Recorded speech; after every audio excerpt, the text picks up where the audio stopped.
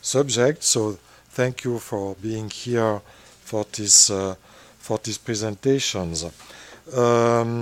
As usual in the Swiss Press Club, I would ask you to, all our guests, to sign our golden book. Just bring a signature on the book. Just a signature, please. And before to give the floor to Dr. Maha, I will take the opportunity to give the floor to Mr. Mohamed Kamel, Secretary General of the Egyptian Revolutionary Council, for a few introducing words. So thanks a lot. Mr. Kamel, please. Thank you, Mr. Madan. Bonjour, Mesdames et Messieurs. Bienvenue à notre conférence de presse. La conférence s'est déroulée en anglais et arabe aujourd'hui. أهلا بحضراتكم في المؤتمر الصحفي. المؤتمر يعقد اليوم باللغة الإنجليزية والعربية، ولكننا لا نستطيع أن نبدأ مؤتمرنا اليوم دون الإشارة إلى قرار ترامب حول القدس، ونعتبره فرصة ذهبية للشعوب العربية كي تتحد وتطلق ثورتها الكبرى التي تبدأ بإسقاط حكوماتها المتسلطة كأول طريق للنصر العربي الشامل. On our topic of the conference today, most of the world government intentionally ignore that Egypt is being ruled by a brutal military junta, took power over the tanks and over the bodies of thousands of innocent citizens. All their crime is rejecting a setback of their revolution and their democratic process. We are here today, approaching the International Human Rights Day, to tell the world the ugly reality of what is taking place in the land of Tahrir Square. We are honored today to receive our 5 guests to address this sad reality. Mr. Ala Abdel-Munsif, head of the Swiss Organization for the Protecting of Human Rights. Mr. Tupi Kadman, international human rights law expert and the co-founder of the Geneva 37. Mr. Abul Maati Sandubi, journalist. Mr. Abdurrahman Az, political activist and journalist. Mr. Ibrahim Halawa, a young Irish Egyptian who has been in captivity in Egypt prison. Our guest speakers, who do not represent a particular ideology nor a specific political party or a group, are going to address us in this conference, hosted in Geneva Club Press. That conference will be chaired by Dr. Maha Azzam, the head of the Egyptian Revolutionary Council.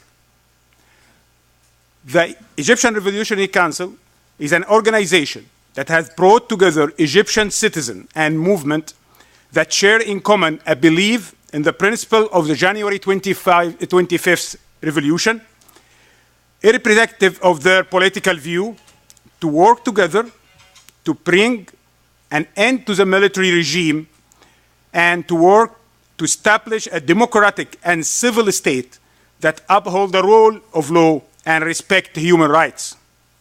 We believe in working for the political and economical prosperity of the Egyptian people, a prosperity that cannot be achieved under this kind of dictatorship, tyranny, and corruption that manifests itself through the current regime in Egypt. Before giving the floor to Dr. Maha Azzam to chair the conference to start, we would like to present you a 2-minute Human Rights Watch movie. Thank you.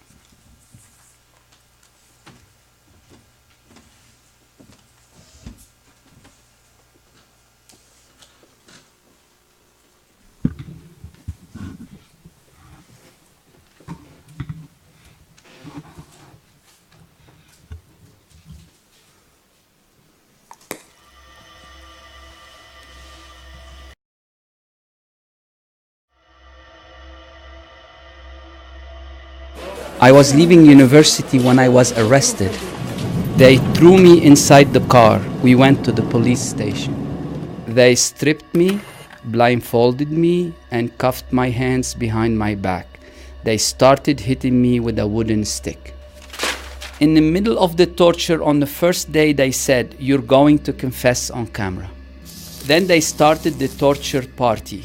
They started electrocuting me. Of course, I kind of lost consciousness. And every time they wake you up, they electrocute you again. They handcuffed me from behind and hung me from a door. My shoulders felt like they were coming out. He put pliers on my nail and pulled my nail out from its roots. I could see the flesh inside. They sexually assaulted me with their hands. Then they put a stick in me. They said, "You think you're a man? Now look at what we're doing to you." The third day was the grill party. They brought a stick and hung me upside down, and then they started electrocuting me everywhere. I said, "I'll tell you whatever you want me to say." I stayed in this police station for 46 days. No matter how much I tell you, I will not be able to give you a full idea of what happened.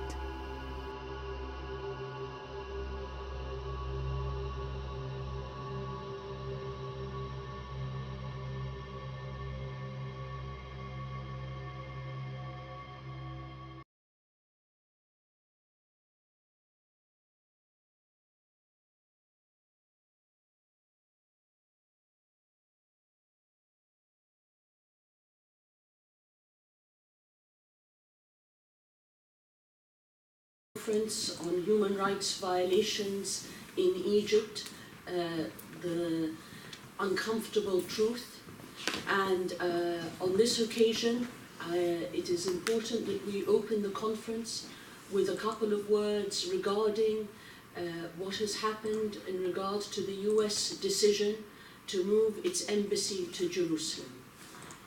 We condemn in the strongest terms this violation of the rights of the peoples of the region, the rights of the Palestinian people.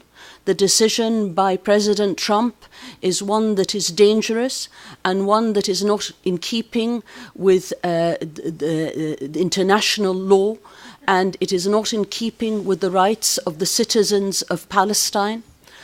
What we are seeing is a move that has come at a time when there are Jewish settlements in Palestine, continuing violations of Palestinian rights, and there is no justice for the Palestinians. The cause of Jerusalem is a cause that goes beyond the Palestinians. It affects all Arabs and Muslims. It is a city that is at the very heart of stability and peace in the region. We therefore condemn in the strongest possible terms the decision that has been taken, and we urge all free-loving people to stand against this decision, and we put full responsibility on the governments and regimes of the region, the Arab regimes that have allowed this to happen, despite their condemnation, despite their words. Their weakness has allowed President Trump to make this move, and we therefore urge the peoples of the region to stand up for their rights. Thank you very much. Let me now proceed to open the conference officially, the proceedings of the conference. But before I hand over to our distinguished panel, I'd like to say just a few words about the situation in Egypt as an introduction. The continuing violations in Egypt that have called upon us to hold this conference today is due to not only the continuing violations, but the very fact that these violations are systematic and premeditated and happen with the knowledge of those in the highest authority of the state, from the president to those who are in positions of authority. General Sisi and his security forces and his tool now, which is the legal system, the judiciary of Egypt, all function in order to enforce the military state's decisions, which are not in keeping with any kind of respect for the rule of law or human rights. What we are seeing in Egypt today is the establishment of one of the most tyrannical systems in the world.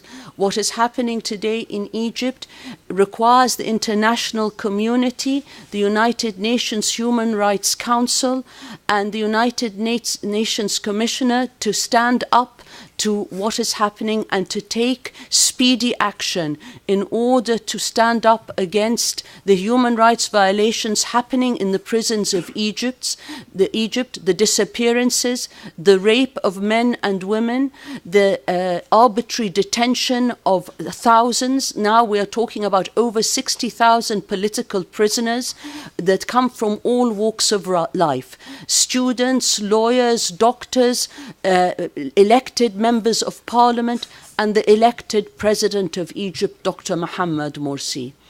As we gather here today in Geneva, the press conference is only the beginning of various steps we are going to take while we are here in Geneva, and we want to shed light on the predicament that we face as citizens of the world and as citizens of Egypt as to the level of abuse that is happening and to which the international community has remained silent. All Egyptian citizens now are in danger because the Egyptian regime does not distinguish between ideologies. It does not differentiate between men and women. It is out to quell all voices that speak out, and it is now endangering the life of the elected president as well. And we want to shed light on the fact that President Morsi today in detention is suffering diabetic comas. He is losing his eyesight, and he is existing in conditions that can be described as a slow and systematic death that is being pursued by the military regime. All official bodies of the United Nations need to speak out. We, as citizens of the world, need to speak out against these violations loudly and to ensure that action is taken swiftly. Thank you very much indeed. Let me now turn to our first speaker, Ustaz Ala. تفضل حضرتك.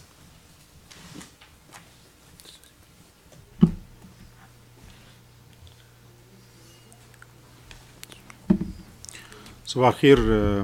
أولا أشكر جميع القائمين على هذا المؤتمر الصحفي لما يقدموه للقضية المصرية وللمجتمع المصري وللمواطن المصري بصفة خاصة فيما يتعلق بحقوقه سواء السياسية والاقتصادية والاجتماعية التي نسعى جميعا أن تكون في مرمى ومسمع ومرأى المواطن المصري لينظر إليها نظرة حقيقية فيتمتع بها من باب أنها حق أصيل له وليس منحة من قبل السلطات. بالتأكيد أكرر قبل أن نبدأ في أي حديث عن الحالة الحقوقية في مصر يجب أن نذكر الحالة الحقوقية في القدس وما يتعرضون له من انتهاكات، آخرها ما يتعلق بقرار الرئيس الأمريكي دونالد ترامب والذي يعد انتهاك صارخ وتحدي صارخ للقوانين والمواثيق الدولية وقرارات الأمم المتحدة التي تسعى إلى فرض حالة سلام، ولكن للأسف الإجراءات التي تقوم بها السلطات الأمريكية وآخرها القرار الذي صدر بالأمس يقول لنا أننا أمام تقويض لعملية وفكرة ما يسمى بالسلام ما بين الدولتين، وهذا أمر خطير. وبالتأكيد يجب أن قبل أن نبدأ في أي حديث أن نتحدث عن هذه الحالة ونندد بها. بالنسبة للوضع الحقوقي في مصر وما يتعرض له المواطنون من انتهاكات في الحقوق السياسية أو الاقتصادية أو الاجتماعية، نحن ندعي كمنظمات حقوقية أن هناك انتهاكات، والسلطات في مصر تدعي أنه لا توجد تلك الانتهاكات وأن هذه افتراءات من قبل المنظمات الحقوقية. وما بين كلامنا وكلام الأنظمة التطبيق الواقعي المرسوم والمنفذ من قبل السلطات في مصر. عندما ننظر إلى أي انتهاكات في دولة ما ننظر إلى السياسات والقرارات والإجراءات التي تقوم بها هذه السلطات، سواء كانت إجراءات تشريعية أو إجراءات قضائية أو إجراءات تنفيذية.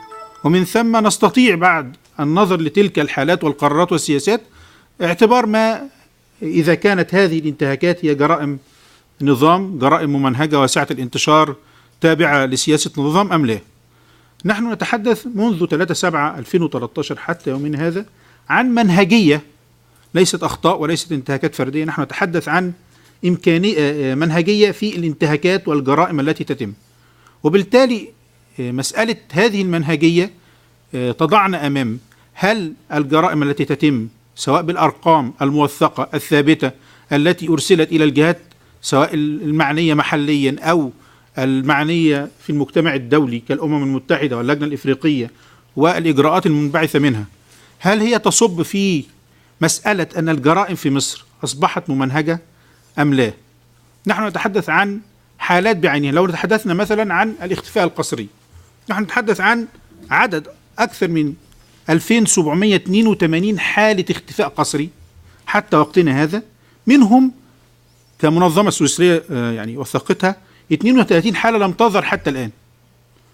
نحن نتحدث عن توثيقات أخرى، هناك أعداد أكبر من ذلك لدى منظمات أخرى. نحن نتحدث عن الموثق لدى المنظمة وكثير من المنظمات. نحن نتحدث عن 32 حالة لم تظهر حتى الآن، وتعرض 2782 مواطن مصري للاختفاء القسري. هذا الإجراء الذي يتعلق بالاختفاء القسري مثلا هو إجراء ممنهج شهدناه في تصاعد مستمر، لم يخلو شهر مر على مصر منذ 3/7 حتى وقتنا هذا 3/7/2013 إلا وهناك حالات اختفاء قسري موثقة تم توثيقها بشكل كامل، وهناك بعض الحالات منها نالت تصفية جسدية للأسف الشديد. عندما نتحدث عن التعذيب نتحدث عن أكثر من 462 حالة تعذيب تعرض للقتل، سواء تعذيب مباشر أو تعرض للقتل بالإهمال الطبي الذي هو نوع من أنواع التعذيب. لا أتحدث عن مجموع التعذيب بأكمله، أتحدث عن تعذيب وصل بالقتل إلى 462 حالة. ده بخصوص السلطة التنفيذية.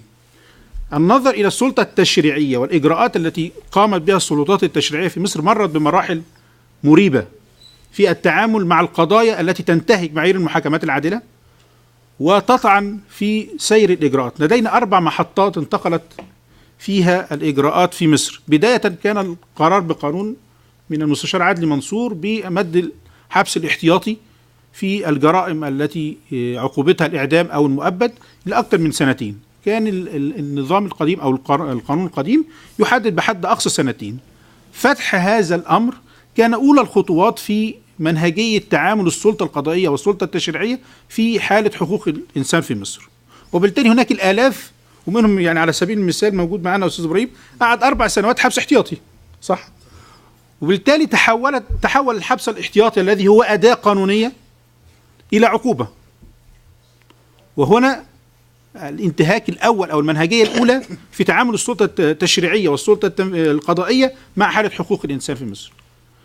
ثم ما لبث أن أصدرت السلطة التنفيذية قرار مع السلطة القضائية بإنشاء دوائر الإرهاب، وهي في حد ذاتها مخالفة للقانون لاختيار قضاة معينين لمباشرة قضايا معينة. فهذا انتهاك تطور أو التطور الثاني في الإجراء القضائي والتشريعي في مصر. عندما تذهب جميع الأحكام أو أغلب الأحكام الصادرة من دوائر الإرهاب إلى محكمة النقد المصرية يتم نقد وقبول الطعن في هذه القضية، وبالتالي التجأ النظام في مصر إلى المحطة الثالثة وهي إصدار القانون 136 لسنة 2014 الخاص بإحالة المدنيين للمحاكمات العسكرية إذا تعلق الأمر بمنشآت حيوية في مصر، وهو ما أحيل أكثر من 7654 على الأقل مواطن مصري من 7654 من المحاكمات المدنية طبيعية أمام القاضي الطبيعي وأمام النيابة الطبيعية إلى المحاكم العسكرية والنيابات العسكرية للتحقيق فيها. ونحن نعلم جميعا أن تكوين المحكمة العسكرية هو تعيين من قبل السلطة اللي هي وزارة الدفاع، وبالتالي هم يؤتمرون بأوامرها، ومعايير المحاكمات العادلة في هذه المحاكم منعدمة تماما. وهناك محطة رابعة أخيرة عندما وجد النظام، وإن كان هو مستمر فيه، وجد النظام تضييق أو شجب وتنديد بالمحاكمات العسكرية، التجأ إلى اصطناع قانون إنشاء محاكم أمن الدولة العليا التي هي في الأصل مخالفة للدستور، الذي ينص على أن التقاضي في مصر على درجتين، فمحاكم أمن الدولة العليا طوارئ هي درجة واحدة يحاكم أمامها المتهم، وهو حكم نهائي ينتظر فقط التصديق عليه من رئيس الجمهورية لتنفيذه.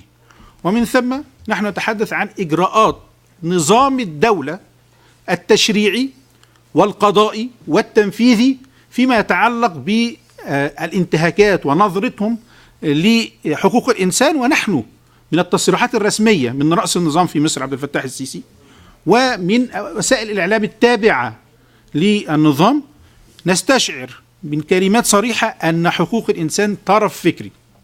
هم يتحدثون عن أن حقوق الإنسان طرف فكري ويرفعون شعار أن مصر تحارب الإرهاب وأنه لا صوت يعلو فوق صوت المعركة، وبالتالي لا حديث عن حقوق الإنسان في الوقت الحالي، وهي تصريحات رسمية ليست حتى استنتاجات من قبل المنظمات الحقوقية. نحن نتحدث عن تصريحات رسمية من وسائل الإعلام أو من لقاءات رسمية مع عبد الفتاح السيسي. هذا الأمر سواء الإجراءات المتعلقة بالسلطة التنفيذية التشريعية القضائية تقول أن سياسة الدولة في مصر تتجه نحو العمل الأمني فقط كأداة وحيدة للتعامل مع المعارضين بشكل خاص وعموم المجتمع المصري في حقوقه الاقتصادية والاجتماعية بشكل عام. وبالتالي واضح من القرارات الأممية التي صدرت، كان آخرها القرار الأممي المتعلق بلجنة مناهضة التعذيب، ومن التقارير الرسمية التي تصدر من المنظمات غير الحكومية العالمية كأمنستي أو الهيومن رايتس ووتش، تتحدث عن أن هناك منهجية في الانتهاكات والجرائم التي تتم، وأن هذه الانتهاكات والجرائم هي واسعة الانتشار، وأن هذه الانتهاكات جميعها هي سياسة دولة بسلطاتها الثلاث التشريعية والتنفيذية والقضائية. وهما يضعنا أمام خطر حقيقي على المجتمع المصري، لأن فكرة الأداة الأمنية أو العقلية الأمنية التي يتعامل بها النظام هي خطر على المجتمع بأكمله، ليس فقط خطر على المعارضين للنظام. يعني ختاما حتى لا أطيل، أنا أتحدث عن منهجية خطيرة في مصر تحتاج إلى وقفة جادة من جميع الجهات السياسية والحقوقية والجهات المعنية سواء المنضمة لها مصر بمواثيق أو الجهات التي تتعاون مع مصر، أن حالة حقوق الإنسان في خطر. هذا الخطر في حالة حقوق الإنسان لا يتعلق فقط بالشخص المتعرض للانتهاك، لأنه سيتعرض للمؤيد، سيتعرض للمنطقة في مصر بشكل كامل، وبالتالي يجب علينا الوقوف في هذه الانتهاكات. وفقط نحن نطالب بإلزام السلطات بتطبيق وتنفيذ القانون والدستور والمواثيق الدولية، لا نطالب بتبرئة أشخاص ولا إدانة أشخاص. نحن نتحدث عن إجراءات غير قانونية لا تتفق والدستور، لا تتفق والقوانين، لا تتفق والمواثيق الدولية، وخصوصا التي صدقت عليها مصر. في هذا المضمار إن رأينا تنفيذ والتزام من قبل السلطات في مصر ستخف الحالة الحقوقية في مصر بشكل كبير. لكن للأسف الشديد جميع الإجراءات التي تتم هي تمشي في عكس ما يريده المواطن أو ما يستحقه المواطن المصري وما يتمتع به من حقوق هي أصيلة لصيقة، ليست منحة ولا تفضلا من أنظمة موجودة. أسف لو كنت أطلت، ولكن أردت أن ألقي نظرة على الحالة الحقوقية بشكل سريع، وأشكركم جزيلا. شكرا أستاذ علاء، شكرا. طيب حضرتك تحب؟ Yes. In short, first, thank you for the organizers of this conference.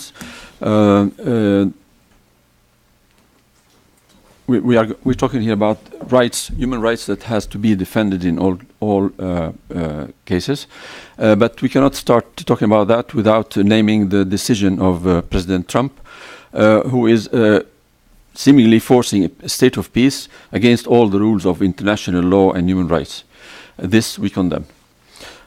The authorities in Egypt have been using different methods, lawmaking or different executive measures to go against the laws and the principles of human rights. We have in Egypt constant and a huge number of breaches of law put in a system. We have about 3,000 forced disappearances which is happening every month. There are some cases of forced disappearances in Egypt. Some lead to formal bodily liquidation, killing. We have torture. We have different types of torture, among which the medical measures taken in wrong way, or failure to take give medical care to the arrested. We have around 500 cases of murder this way until now. The systematic use of these measures against the opposition is really a big problem. We have here with us today Mr. Ibrahim Halawa, who has been for 4 years in custody, and this is a way. His case is giving us an idea about how the judicial is in mascopy with the military and the executive ways of circumventing the rule of law. Civilians are also sent to military courts when the sitting regime have started to send civilians to military court. We have had a very terrible situation. We have about 7,000 cases that went to military courts, and of course, military court means that the body, judicial body, is there as military who are taking orders. So there are no rules of justice in this kind of courts. And when these courts were ridiculed, the government, the present regime, made a new kind of courts, special courts for security cases. These courts have no possibility to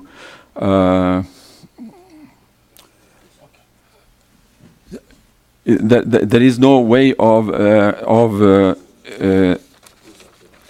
overruling these courts. Their decisions are definite, and no social and human rights in Egypt are now functioning. We have had the United Nations and major institutions in the like Human Rights Watch and the similar have documented all these breaches of law, and this is dangerous not only for the people who are in opposition. It is a situation where the human rights are not followed, and this is a danger to the whole population, to everybody who can be by somehow accused without any reason. There is also the use of the accusation of terror to circumvent the human rights, and this is something we condemn.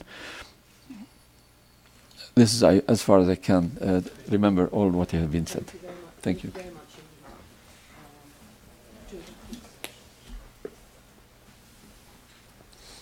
Good morning. I'll try to be.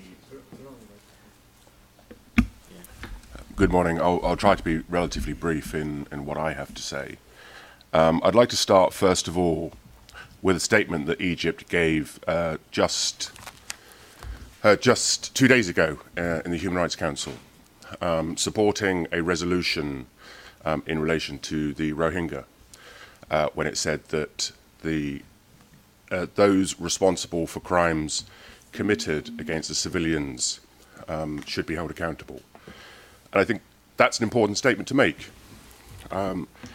It's regrettable that it wasn't made in relation to its own actions, but in relation to the actions of another state. But what we're looking at the moment is a deteriorating situation, with crimes being committed on a daily basis. We have heard of disappearances, we have heard of torture, extrajudicial killings on a truly massive scale that has been compared to crimes against humanity, and they are crimes against humanity. And ordinarily we would see such a situation in front of the International Criminal Court. Regrettably, Egypt has refused to ratify the Rome Statute of the International Criminal Court, and so the International Criminal Court has no jurisdiction to deal with these matters, and that is truly regrettable. But I think we have to have some hope that justice will one day find its place, and that those who are responsible for these crimes will be held accountable. We've seen very recently General Ratko Mladic held accountable, receiving life imprisonment for his crimes in Srebrenica, Sarajevo, and around Bosnia-Herzegovina. So we have to hope that the same fate will fall for Sisi and those that surround him, those that are responsible for these crimes. We've also heard that the courts are being used by the military regime, and we see that that is a tool which is being increasingly used by autocratic and dictatorial regimes. For that, let's look back some years. Another regime used judges to target civilians. During the Second World War, the Nazis used the courts and the judges to target Jews. Those judges were put on trial at Nuremberg at the end of the Second World War. So the fact that judges are being used to carry out these sentences by targeting political opponents does not mean that they will escape liability. Those judges that are part of the system can and should be held accountable. And it is important that we stress that. We have seen, I have experienced myself with, over the past few years, this huge deterioration in the rule of law and any prospect of any democracy emerging in Egypt.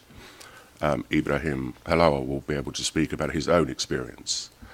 I myself also represent two other journalists in Egypt currently who remain in detention 4 years without being tried, who were in Egypt for carrying out their professional obligations as journalists.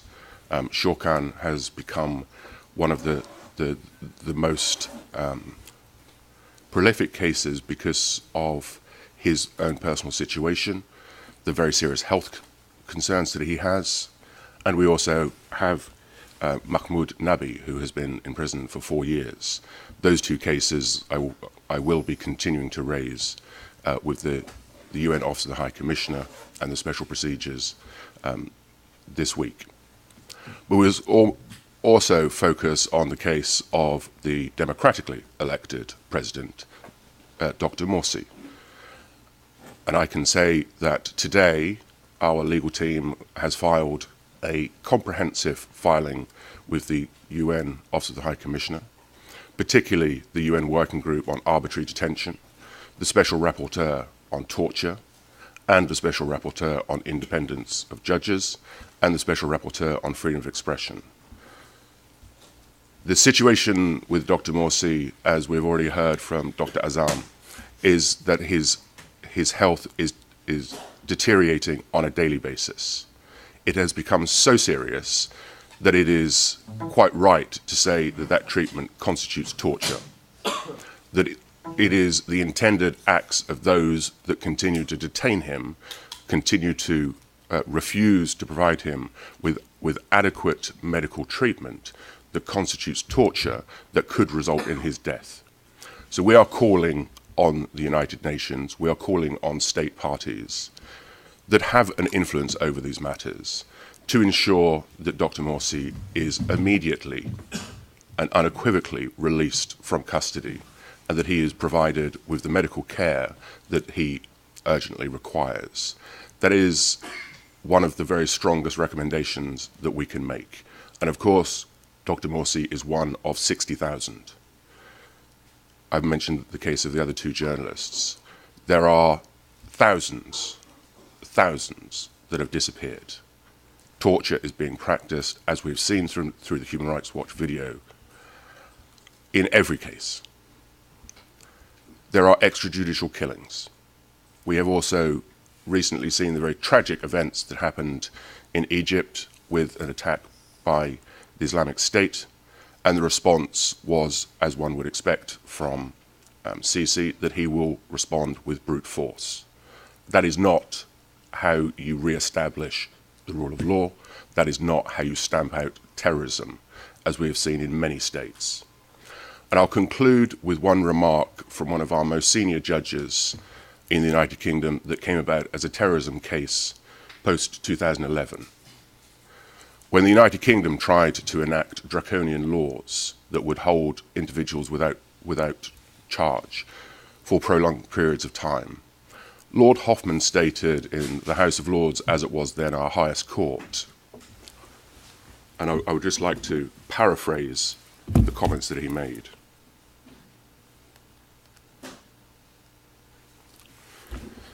The threat to the life of the nation, in the sense of people living in accordance with its traditional laws and political values, comes not from terrorism, but from laws such as these. That is the true measure of what terrorism may achieve. It is for Parliament to decide whether to give terrorists a victory. And I think that's particularly important in the case of Egypt. What Egypt now needs is a strong leader, a strong democratic leader, who is democratically elected by the people of Egypt, not imposed by the international community, and not through a military coup. That is one of the most urgent needs that the international community needs to respond to. Without that, the chaos will continue, terrorist attacks will undoubtedly continue, and young, disaffected youth will continue to be drawn to extremist groups. And that is the real threat to the nation, and that is something that needs to be desperately addressed. We are at a stage where human rights protection and the role of the international community is at its lowest. We've already heard the catastrophic decision that was made by Trump yesterday, which I add my own voice, that it is an absolutely deplorable act that has nothing to do with peace and stability. But we also have the problem with dealing with crises around the world, and which, unfortunately, Egypt is only one part of. But let's not lose sight of the situation in Egypt while focusing on other situations, such as the Rohingya. All of these situations need to be given the same level of attention. As I've said, we're talking about thousands and thousands of civilians that have not participated in acts of violence. They are merely political opponents, and we need to urgently address that. Thank you very much.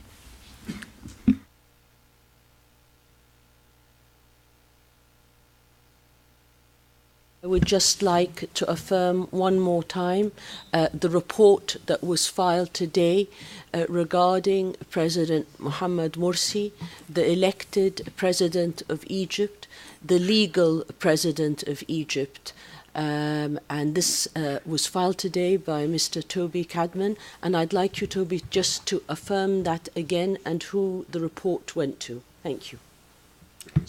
Yes, please. Yes, I can confirm that this morning the petition was filed on behalf of Dr. Morsi by our legal team at Guernica 37. The report has been filed with the UN High Commissioner himself. It has also been filed with the UN Working Group on Arbitrary Detention, because our position is that Dr. Morsi continues to be arbitrarily detained. Of course, he has been detained as a result of court rulings, but when the trial process constitutes a flagrant denial of justice, as it does in this case, then any custody that stems from that is to be considered arbitrary. It has also been filed with the Special Rapporteur on Torture because of the withholding of medical care constitutes torture. It has also been filed with the Special Rapporteur on independence of judges because, in our view, the judges that have presided over his trial and many other trials lack the necessary independence and impartiality to be considered a court of law. And of course, we have filed with the Special Rapporteur on freedom of expression because many of Dr. Morsi's case, as with many of the other cases, relate as a result of political opinions. We will also be filing the a summary of that petition with a number of other bodies, such as the European Parliament and the European Union, with the UK government, and the US Congressional Tom Lantos Human Rights Commission that just yesterday held a session dealing with the deteriorating human rights situation in Egypt. Thank you. Thank you very much for that summary, and I'll turn now to Ustaz Sandoubi.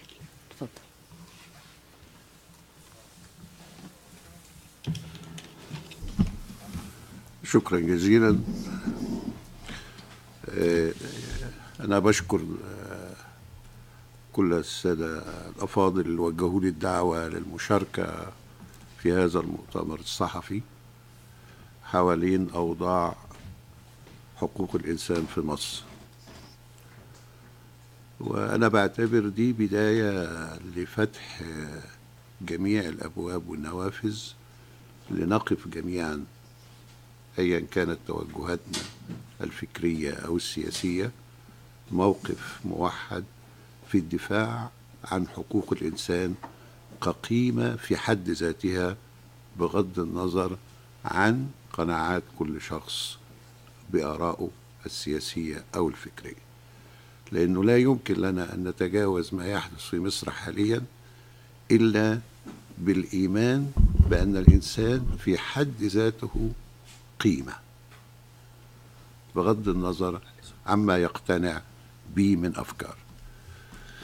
طبعا في البداية كلنا امبارح ما نمناش لأن كنا في حالة حزن وحالة قلق على قرار ترامب، لكن كما يقال رب ضارة نافعة.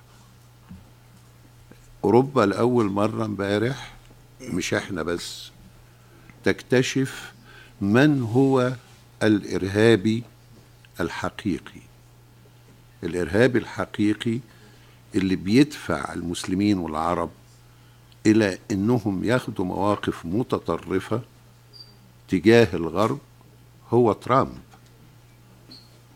مش المتطرفين فقط. وبالتالي أنا بعتقد أن العلاقة ما بين ترامب والسيسي تكشف أيضا ما يمارسه السيسي من إرهاب على الشعب المصري. نحن في ظل نظام سياسي يتجاوز كل الأوصاف والتسميات. no classification, no nomination. out. ليس انقلاب عسكري بالمعنى التقليدي، ليس حكم ديكتاتوري بالمعنى التقليدي، ليس انتهاكات لحقوق الإنسان بالمعنى التقليدي، لا، ده بيمارس أشياء لم تحدث منذ حتى نهاية آخر حكم عسكري في العالم في الأرجنتين اللي مارس سياسة الاختفاء القسري وسقط سنة 83. بيعيد ظاهرة الاختفاء القسري لتاريخ العالم اللي انتهت عمليا، وبيعيدها بشكل لا يمكن لأحد يتخيله. بيعيد ظاهرة ارتكاب جرائم، مش جرائم فردية، جرائم جماعية. بمعنى أننا في تصوراتي احنا ممكن نتكلم على سياسة أبارتهيد، بوليتيكال أبارتهيد، not ethnic أبارتهيد. هناك نوع من أنواع المنهجية والانتظام في ممارسة كل أشكال الانتهاكات لكل أبعاد الإنسان. حالة ريجيني تثبت هذه الحالة. حالة ريجيني تتضمن 3 أوصاف: تعرض لاختفاء قسري، تعرض للتعذيب، تعرض لقتل خارج القانون. وهذه القضايا ال3 هي المآسي الحقيقية اللي بيعيشها كل الشعب المصري حاليا. ولذلك لم يكن غريبا ان ريجيني قالت التعبير الشهير بتاعها ان هم تصوروا انه تعاملوا معاه كانه مصري، لانه فعلا ريجيني بقى مصري فعلا. وبالتالي هنا رفض السيسي للكشف عن قتلة ريجيني وده للأسف الشديد الذي لم تفهمه الحكومة الإيطالية، ولغاية الوقت في انتظار ان القاتل يقف قدام عيلة اللي قتله ويقول لهم انا اللي قتلته. السيسي والأجهزة الأمنية المصرية هي اللي ارتكبت الجريمة، وكل العالم يدرك هذا، لكن الاعتراف بجريمة رجيني معناه عمليا فتح الملف لكل المصريين الذين تعرضوا للاختفاء القسري وللقتل خارج القانون وللتعذيب، وبالتالي لن يتم حل قضية رجيني، لأن معناه أن الخيط ده يتفتح ويتمد لكل الحالات المصرية الأخرى. هنا في ظاهرة الإطار اللي أخطأت فيه الحكومة الإيطالية وأخطر فيه حتى كمان، واسمحوا لي أوجه نقد حتى لمنظمة العفو الدولية الفرع الإيطالي، الشعار اللي طلع لا فيريتا بالرجيني، الحقيقة من أجل الرجيني. الحقيقة عشان نكتشفها معناه ان القاتل يديك معلومات تثبت ان هو قتله. طب اذا كان القاتل لو اداك المعلومات دي هيبقى هو متهم، طب ازاي اداها لك؟ وبالتالي هنا فتح باب الانتظار قدام الرأي العام ان احنا منتظرين الحقيقة. طب الحقيقة هتظهر امتى؟ المفروض ان كان هذا الشعار يكون شعار محدد بوقت معين بزمن محدد، وفي حالة ان هو مش هيقدم القتلة بتاعت رجيني يبقى بالتالي طبيعي جدا ان يبقى في قائمة اتهام مقابل ده. الحالة الثانية الخاصة هي حالة الاختفاء القسري. الاختفاء القسري في مصر تجاوز به السيسي كل ما كان يتوقعه اي واحد مننا. السيسي يتجاوز النموذج الارجنتيني في ممارسة الاختفاء القسري. أنا بعتبرها جريمة دولية وليست جريمة مصرية فقط. وهنا كل منظمات الدولية سواء في الأمم المتحدة فشلت تماما في مندوب السكرتير العام للأمم المتحدة لقضايا الاختفاء القسري، قدم للحكومة المصرية أكتر من مرة عشان يجي يزور مصر عشان يعرف ظاهرة الاختفاء القسري، تم رفض الطلب. ولما جه الأستاذ إبراهيم متولي رئيس منسق رابطة أسر ضحايا أسر الاختفاء القسري يسافر هنا ويجي جنيف عشان يعرض على مبعوثية الأمم المتحدة هنا الوضع بتاع الاختفاء القسري، منعه وقبض عليه في مطار القاهرة. وهنا السؤال اللي موجه للمجتمع الغربي، هل السيسي لم يتجاوز حتى الآن مرحلة الإدانة ويجب أن يتم بدء فرض عقوبات دولية عليه؟ لأنه أنا الراجل مش عاوز يتعامل مع أي حد، لا مع أمم متحدة ولا مع سفارات مصرية في سفارات أوروبية في مصر، ولا عاوز يستجيب لأي نداءات دولية ولا أي حاجة. طيب هنفضل ندين ولا بنطالب المجتمع الدولي ببدء فرض عقوبات اقتصادية على هذا النظام؟ أنا في توقعاتي إن احنا نحشد نفسنا لإقناع أكبر عدد ممكن من منظمات حقوق الإنسان في أوروبا، وأيضا بعض السفارات وبعض ممثلين الدول الأوروبية، بأن اتفاقية الشراكة المصرية الأوروبية مع مصر يجب أن يعاد النظر فيها طالما عملية انتهاكات حقوق الإنسان حتى الآن لم يتم إيقافها أو حتى التخفيف منها. وأعتقد الأوروبيين دلوقتي واعيين كويس جدا إن فكرة محاربة الإرهاب بأن السلطة تمارس الإرهاب ضد المواطنين أصبحت نظرية بالية وأصبحت مكشوفة. هو بيمارس الإرهاب ضدنا لمنعنا أصلا من التعبير عن الحرية. ولذلك أنا بعتبر أن القضيتين الاختفاء القسري وقضية رجيني هم في جوهرهم بيعكسوا جوهر نظام خارج عن كل التوصيفات المتعارف عليها بالكامل. وأنا أعتقد أن أوروبا تتحمل مسؤولية سياسية خطيرة في دفاعها عن قيم حقوق الإنسان وفي نفس الوقت بترتبط بهذا النظام السياسي الفاشي اللي بيمارس كل هذه الانتهاكات، بل بيتم عمل معاه زيارات والى اخره. وشكرا جزيلا لكم. شكرا.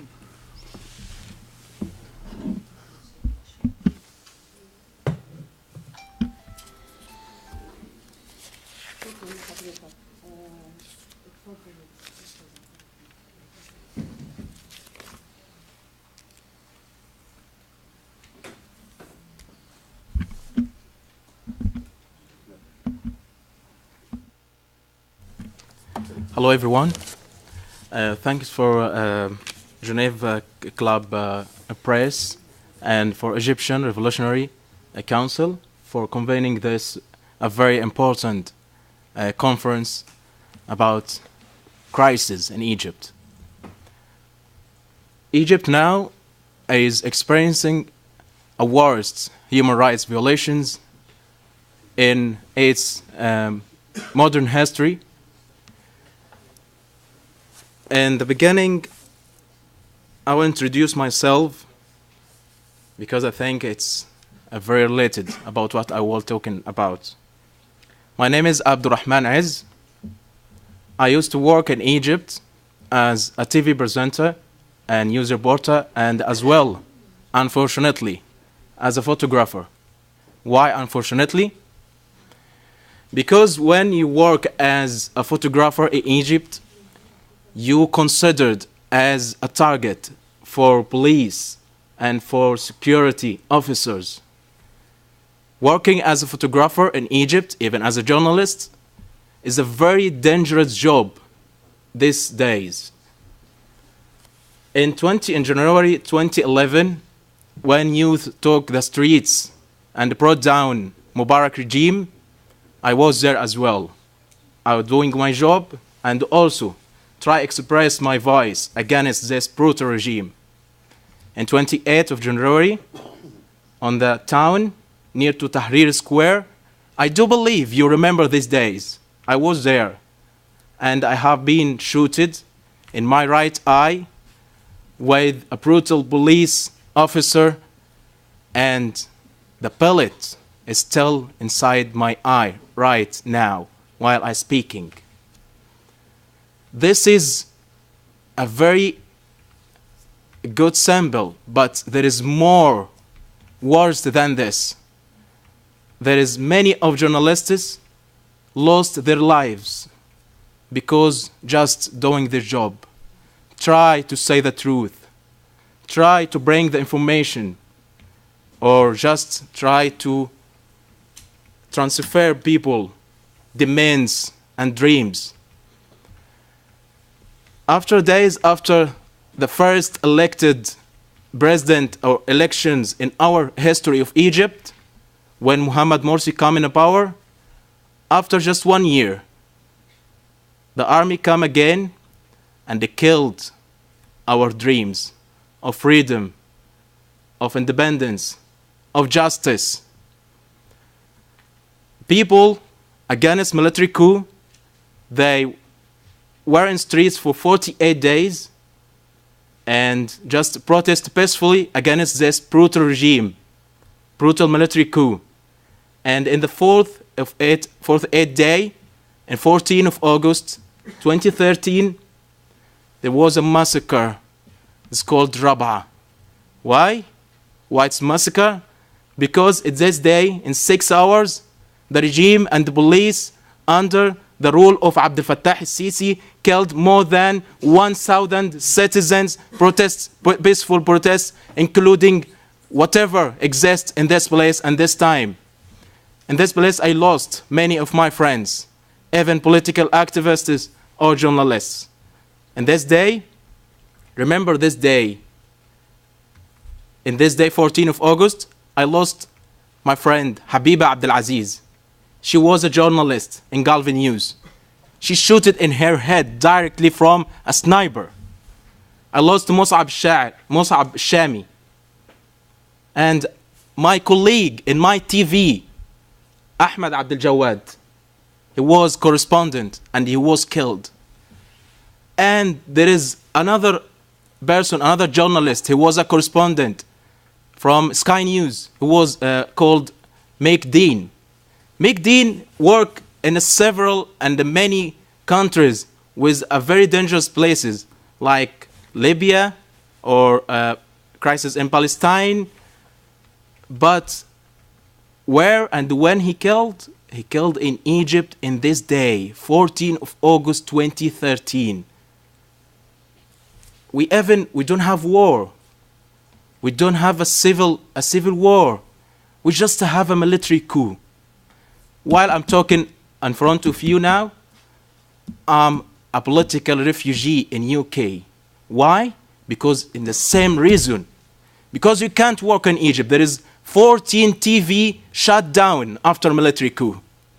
There are more than 250 journalists has been arrested after military coup till this moment that while I'm talking now. While we are here, there is 89 journalists in jail with a very, very bad conditions. There is no medical treatment. There is no proper medical treatment. There is no justice trial. I will just give an example for this. There's Ismail Iskandarani. He is a journalist writing and speaking about the developments in Sinai. Ismail Iskandarani has been arrested or detained in November 29th of 2015, and he remained in jail till now.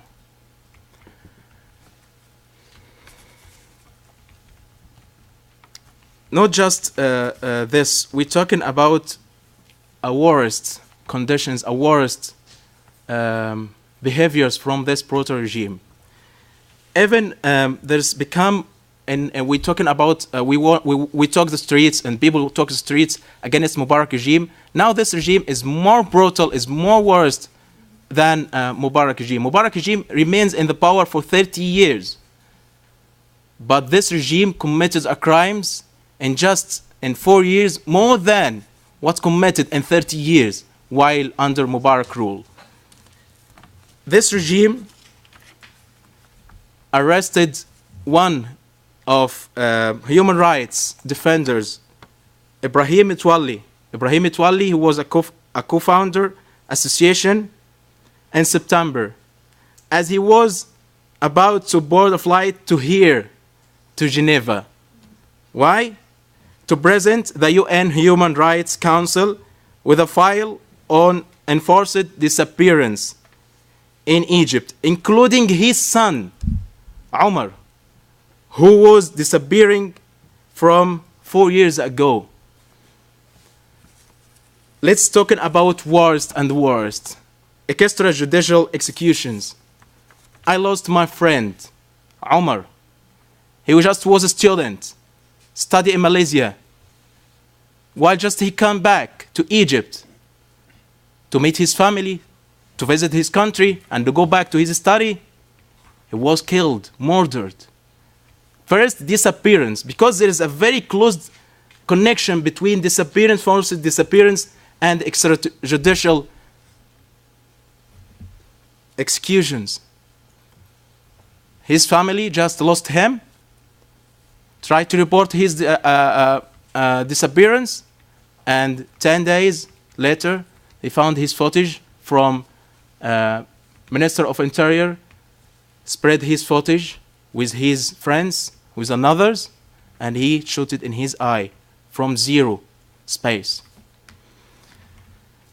Mahmoud Hussein, he is a journalist in Al Jazeera. He just go back to his country to visit his family, and he intends to go back to his job in Qatar, which is where he's based. He was detained from 1 year now. Why? Just because he is a journalist. This is what's happening now in Egypt. I do believe that international society, the people who are concerned about freedom of expression, freedom of express, they have to show a serious concerns about what's happening now for journalists. There is no different voices. There's just one voice. the intelligence, and the regime controlled all the media just to protect who is in power, who is Abdel Fattah al-Sisi, the leader of military coup who become a president by elections, which the free society, the free world, the Western world recognize him, recognize his regime. Really shame. It's really shame. Before, when I was young, I heard about democracy and the freedom. Yes, we can. Obama's slogan and his campaign. So we said in Egypt, yes, we can as well. We pro-democracy, we pro-freedom. We need peace, we need justice. And we dreamed and we got it. We brought Mubarak down by peaceful demonstrations, by blogging, by go to social media and expressing our opinions. And then this is what happened after military coup. So where the free world? Where the people who concerns about the freedom of expression, the freedom of press, the freedom of protest? Nothing. Just recognize this regime, support this regime by weapons, by money, by even relationship, by covering his crimes. Ibrahim Halawa, he was here now, and he was in jail for 4 years in just a pre-trial. Nothing to do, just they punish him, and even more than 60,000 people like Ibrahim since 4 years in jail with a very bad conditions. In Jan 2017, which security officer, because they deny that there is a crime there, they deny everything. Just we talking like from nothing. They deny that if you go to regime, they deny everything. So I was just talking about one example and then finish my word. In Jan 2017, which security officers or armed men operating murdered suspects in their custody. An incident staged for video as shootcuts with quote-unquote terrorists, in which the murdered turned out to have been disappeared into custody month earlier. This was happened in Sinai, like my friend Omar when he's killed.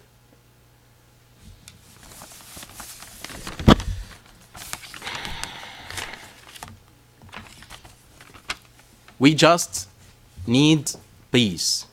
We need justice. We need to live as any human live in your world. It isn't enough to simply talking about democracy and freedom and justice when we must believe in it. And also it is not enough to just believe in it. We need to work on it. Together, we need to work in justice and freedom. We request now immediately release of 89 journalists and more than 60,000 political activists. They are jailed in Egypt from 4 years since the military coup in July 2013. We will work on this together. Thank you.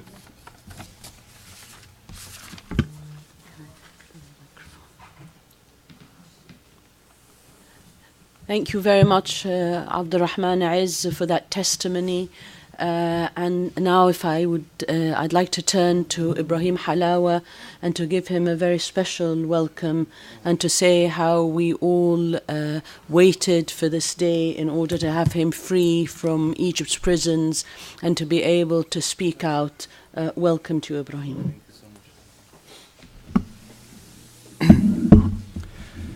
First of all, I just want to thank you all for organizing this, and thank you, Dr. Maha, for having me today to testimony on what's going on in Egypt. But if you were to give me all the time to speak about prison and the conditions and the bad conditions that's happening in Egypt, I still wouldn't do it justice, because what I've seen over 4 years, I was still seeing more and more every day of torture and of violation to human rights in Egypt, and the case and how it's and how worse it's getting, and it's not getting any better.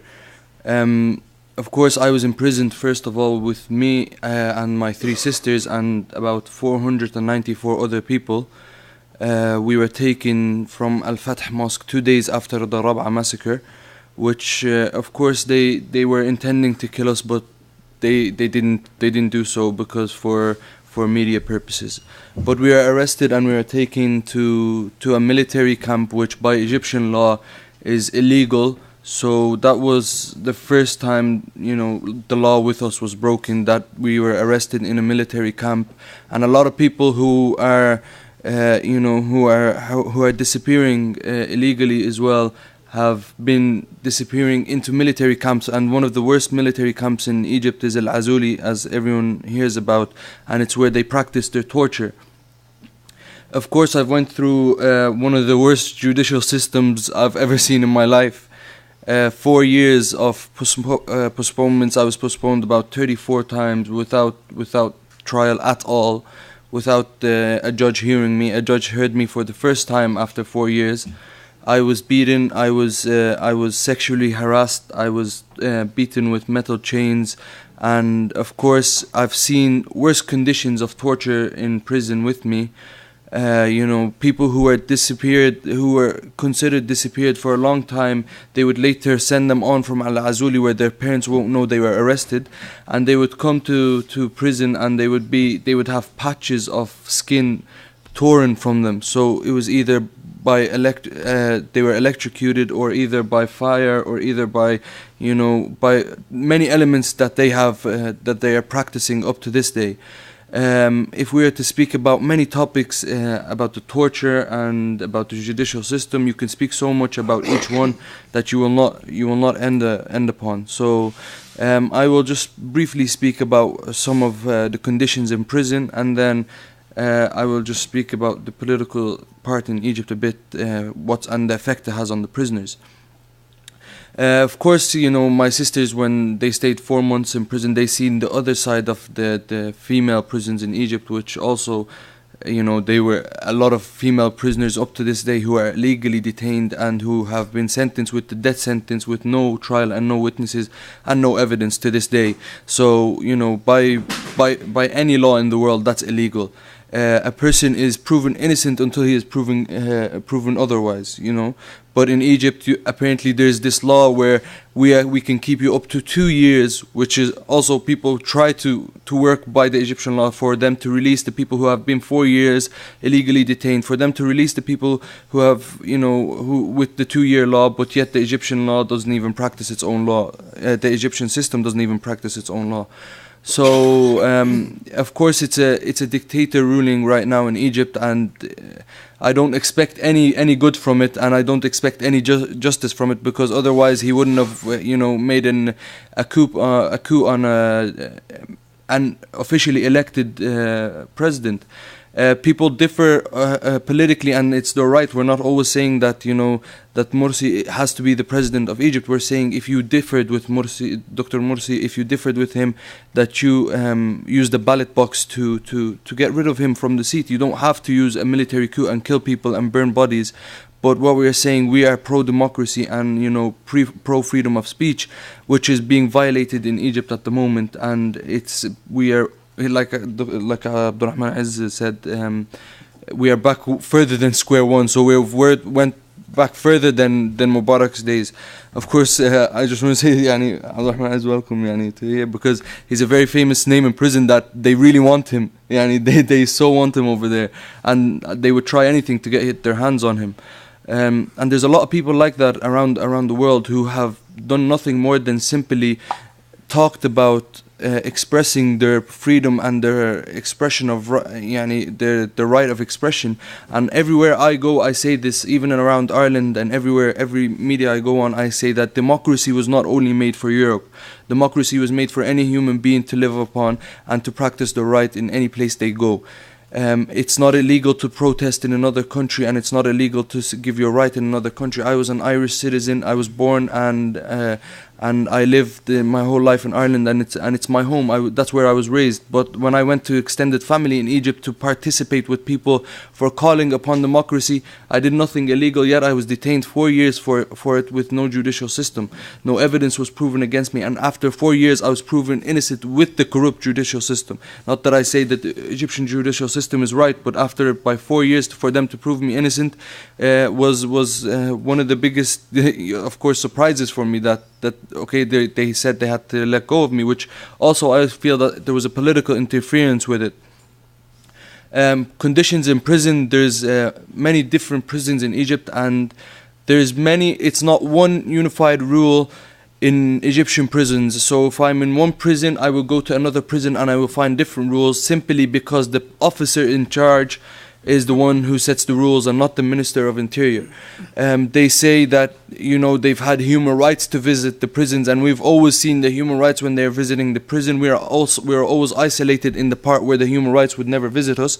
The human rights would be also gone. They will go to a place where it's clean. They will put flowers and set up trees before it by day. They will clean the prison. They will paint it very well.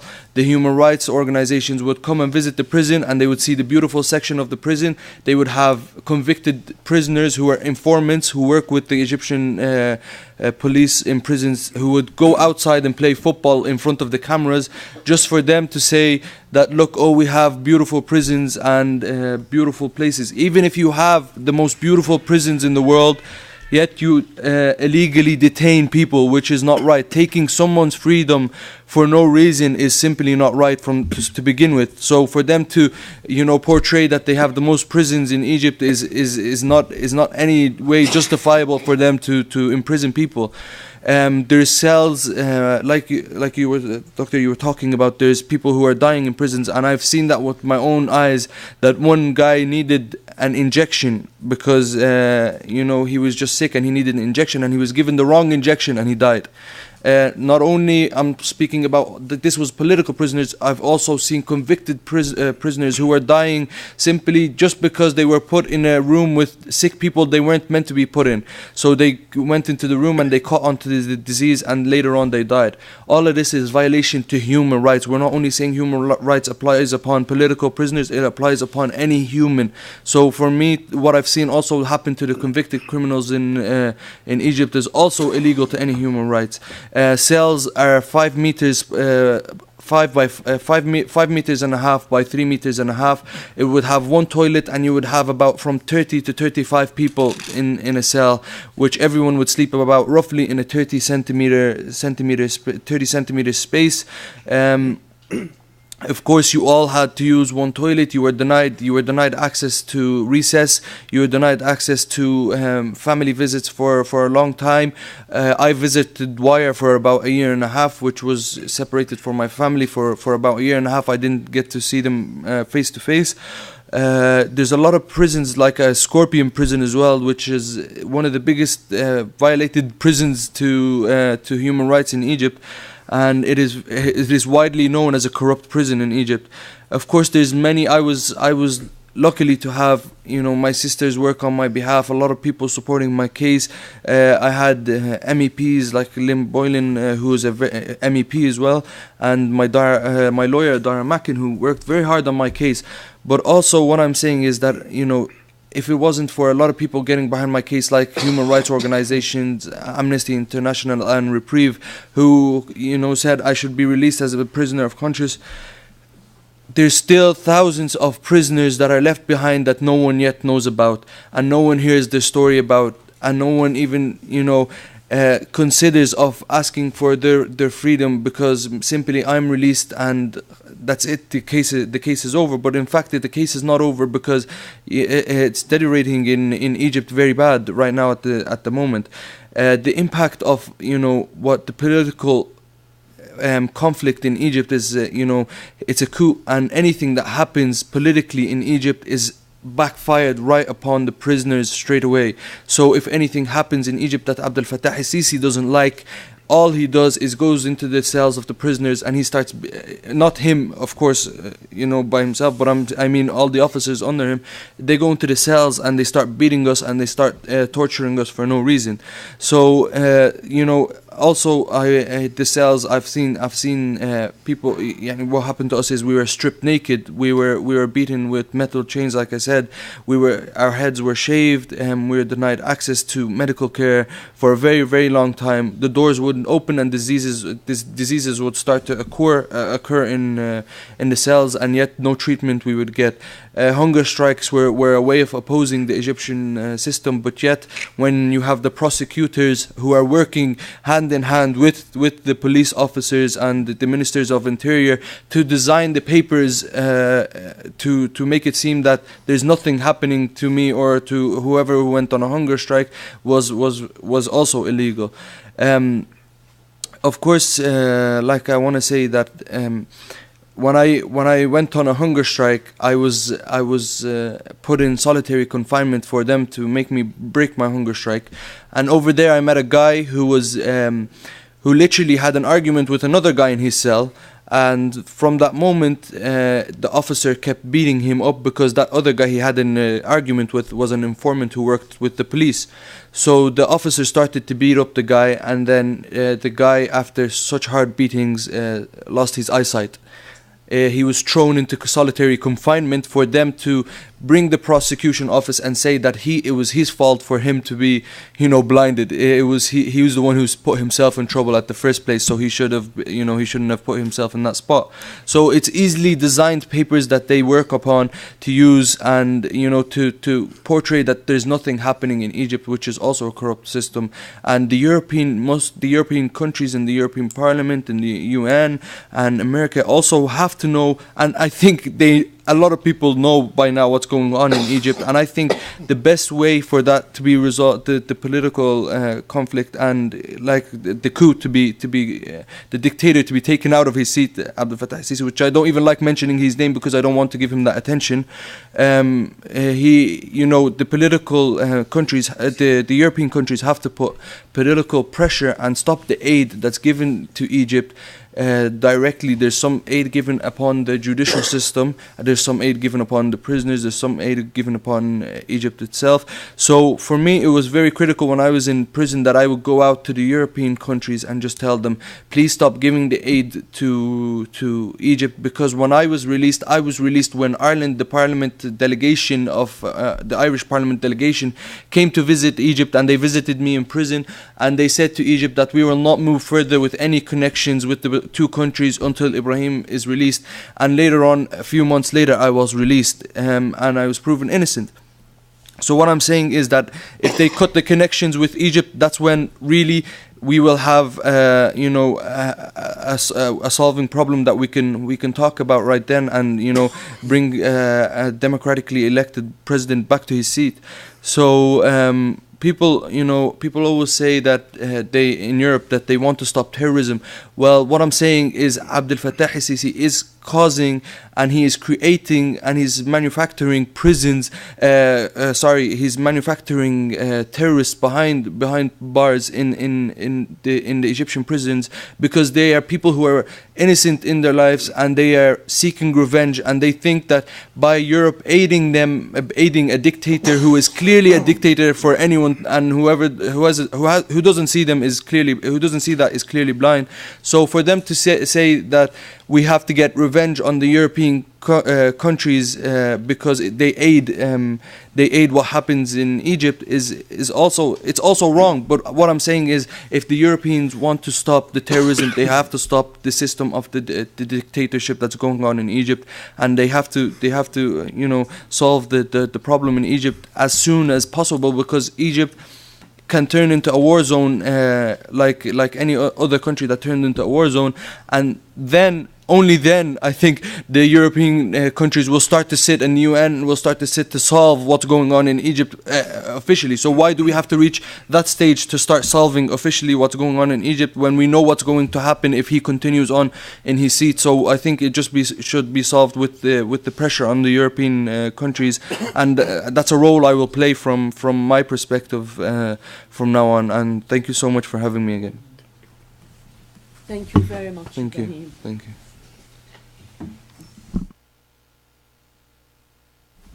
Thank you very much, Ibrahim. As you speak out, you're not speaking only about your own testimony, but I think you're speaking out for all the prisoners in Egypt. And I urge you to continue to do so. Thank you. I'm going to make an exception. Abdurrahman Azz wants to say something about the protest laws, but you've got about 30 seconds. I just want to give an example for what's happening to journalists. I will go to protest law before this. There is a journalist, a girl called Asma Zidan. She just detained now and accused by humiliate the president. Why? Because she writes a post in Facebook. You imagine yourself as a journalist and write something in Facebook and you jailed because of that, nothing, just because you humiliate the president. Regarding to the protest law, effectively it's impossible under this law to go to protest against the regime. Because of this protest of law, there is thousands of political young people, activists, jailed since 2015 after this law become in power. As well, the anti-terrorism law defines terrorism in such sweeping terms to include speech, writing, and other peaceful behaviors or actions. This law they use this law, anti-terrorism law, to threaten journalists and political activists from do anything against the regime, and they detain many of people who have nothing to do with the terrorism. Thank you.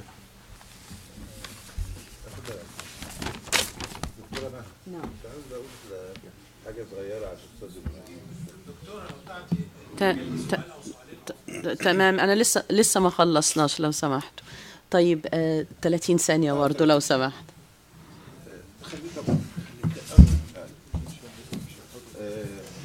أنا بس كنت عاوز أذكركم بحاجة يعني على المستوى الشخصي إن يعني الأستاذ إبراهيم متولي المحامي كان المفروض يجي هنا جنيف وإحنا جينا وهو ما عرفش يجي يعني اتقبض عليه في المطار.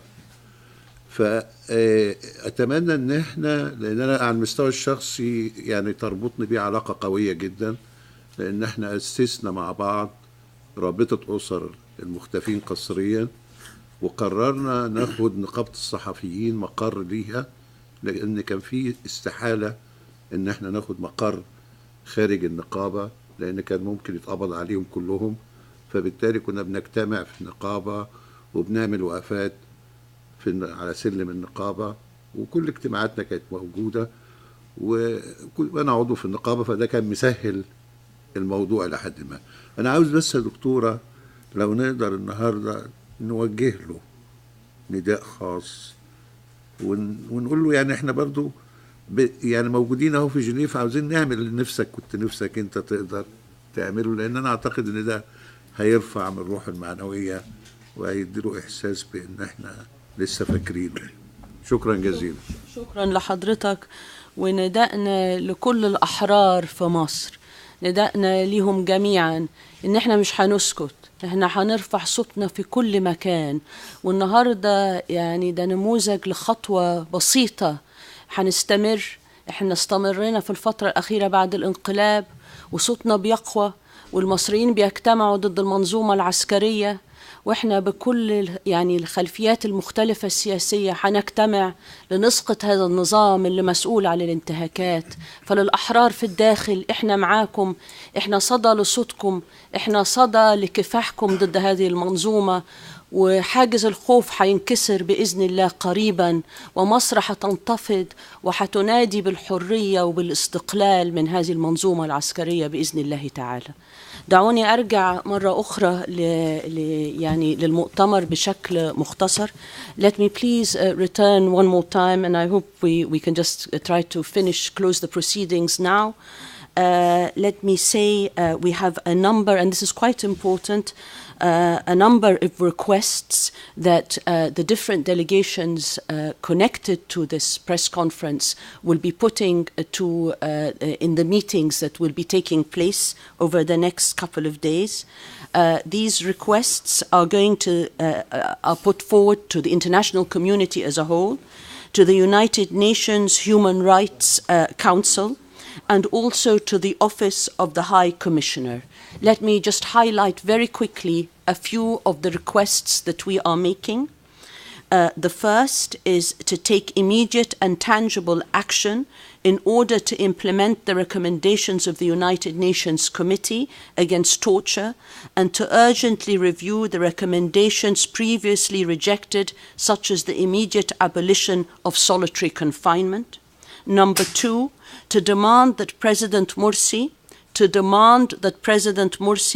be released immediately from detention due to his ill health and receive all necessary medical care from independent physicians. Three, the establishment of an independent investigative authority under the auspices of the UN Special Procedures Branch to investigate allegations of torture, ill treatment, enforced disappearances, and extrajudicial executions. Four, to create an enabling environment for human rights organizations to provide legal and medical support for victims of torture and other forms of ill treatment in detention. Five, to grant regular access to independent civil society organizations working in the field of health rights to improve medical care and support in prisons. Six, demand that Egypt comply with international standards, put an immediate end to the practice of torture and ill treatment in all places of detention, end solitary confinement in violation of the standard minimal rules for prisoners, Mandela rules, and ensure prompt, impartial, and full investigation into all allegations of torture and ill treatment. We have 18 requests. I've only read 6. I leave the one regarding the Rome Statute to Toby, please.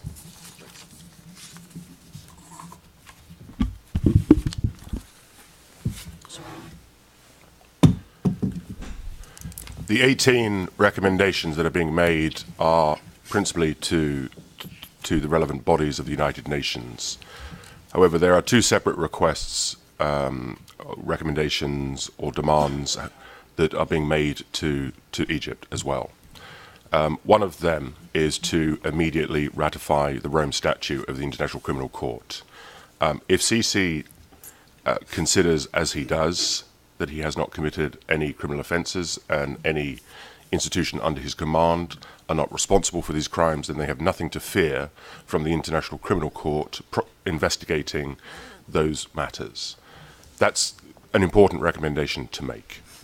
It's certainly in line with what Egypt themselves said at the recent Human Rights Council session relating to the Rohingya. The second recommendation, which relates to a legal position, is the immediate adoption of the optional protocol to the International Covenant on Civil and Political Rights. That will enable Egyptians, such as the 2 very brave gentlemen on the panel today, to petition the UN Human Rights Committee against Egypt for acts of torture. That is an important protection against human rights abuse that most countries have recognized. Egypt needs to recognize that, and it needs to adopt that optional protocol immediately. Thank you, Toby. As I bring the meeting to a close, I'd like to thank our panelists, each and every one of them, for their very important contributions. We will continue to speak out. And let me add one more word regarding the atrocities that are happening in Egypt and the need for the international organizations to speak out and pressure in every way they can. This is not a country to do business with. This is not a regime to do business with. What we're seeing in Egypt today was described by the panelists, and I use their words, as crimes against humanity, systematic abuse and violation of rights in a way that is continuing and persistent and systematic. I use the word systematic because it has been used by international organizations such as Human Rights Watch, and what is happening today in Egypt is not an act that happened in the last few years. It is continuing, it is consistent, it is escalating, and it is leading to instability and insecurity for every Egyptian citizen, and the repercussions of this are grave for the region and the world. The international community and organizations that are present here in Geneva need to act now against this vile regime of General Sisi. Otherwise, the Egyptian people will find that there is a complicity between the countries that remain silent and the acts that are taking place in their country against their innocent citizens. Thank you very much for coming today, and we will continue, as I say, to raise our voices for Egypt and for the rights and freedoms of all in Egypt and the region. Thank you very much indeed.